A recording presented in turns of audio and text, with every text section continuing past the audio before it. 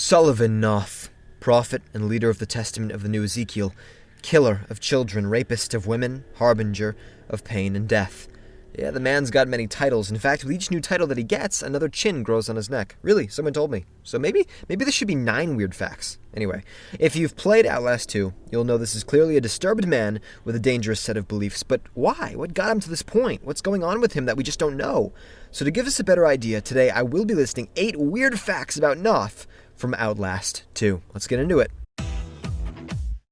Starting off with number 8, Knoth used to be a shoe salesman. Yeah, not the line of work you might expect. He did this at the age of 33 in Albuquerque, New Mexico. Now, okay, he wasn't thrilled about it, but it paid the bills, right?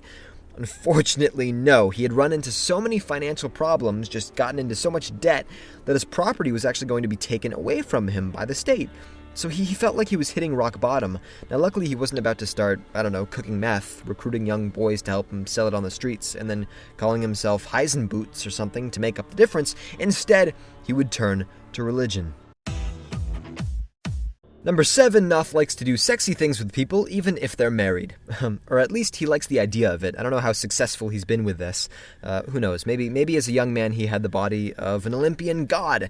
But you can tell he's got these feelings because after he found out he was going to be evicted, he went out looking for just some kind of comfort, anything.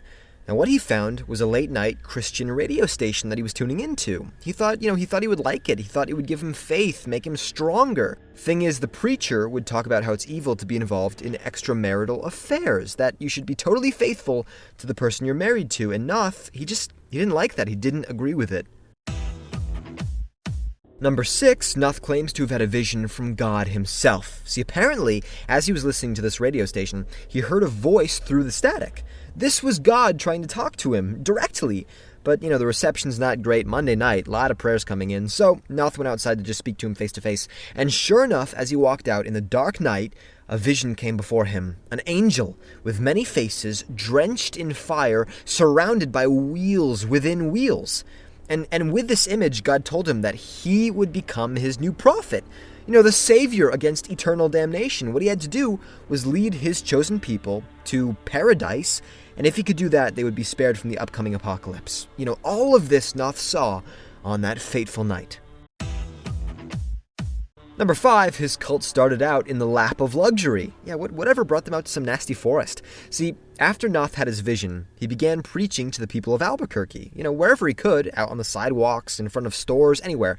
And slowly, people really did. They began to believe in his prophecy, people who didn't have anything else, and they wanted to be involved in something bigger, something greater, a bigger cause.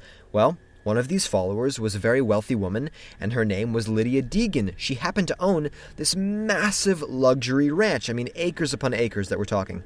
So she agreed to let all the followers of the Gospel of Knoth come and live at this beautiful place. They even had the equipment to set up their own church, which they would then call the Testament of the New Ezekiel. So for such a new religion, they were living pretty damn good.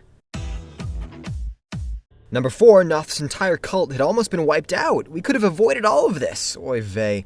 See, at this new luxury ranch, Knoth had been persuading women to, have intercourse and make babies as often as possible, right? Strength in numbers. He even offered his own seed to make the process go faster. I don't know if he was taken up on that offer or not. I'm not really sure. I don't want to ask. I don't really want to know. But the thing is, there were childbirths happening at home without the presence of certified midwives. Over there, that's actually illegal. So this gave the New Mexico police the authority to then raid the ranch and arrest all of the cult members. And they did. They almost got all of them. They even took all of the valuables from the church. Now, Knoth, he did actually manage to escape with just a few others, but they had nothing left. Everything else had been taken. They had come that close to being abolished for good. Number 3, Knoth purposely stabs himself in the eye. And I know he was probably feeling pretty bad about what happened, but couldn't you just hit yourself in the leg? Stupid, stupid, stupid. Well, he actually did this for a different reason. See, after the ranch had been raided, he climbed to the top of a mountain to speak to God. He also took off his pants and his shirt. I think he was trying to be spiritual. Anyway, God told him to sacrifice one of his eyes for a vision of the future, so he did. He literally took a knife to his left eye and sliced the thing open. By doing that, everything was revealed to him. A sanctuary named Temple Gate, out in the woods, away from civilization. This was paradise. This is where Knoth could bring his followers and escape the inevitable wrath of God. I don't know why it was necessary to cut his eye, though, to see that. I mean, it was windy up on that mountain, kind of hard to hear. He might have mistook, "You're a bad guy," for "cut your eye," but I don't know, I guess it doesn't really matter. He felt pretty good about the whole thing, so. Number 2, Knoth collected about 100 people to travel with him to Temple Gate. So, as you get chased, you're running through crop fields, diving through windows and doorways. Those people, they're a part of this 100, the initial group that built up this horror show to be what it is.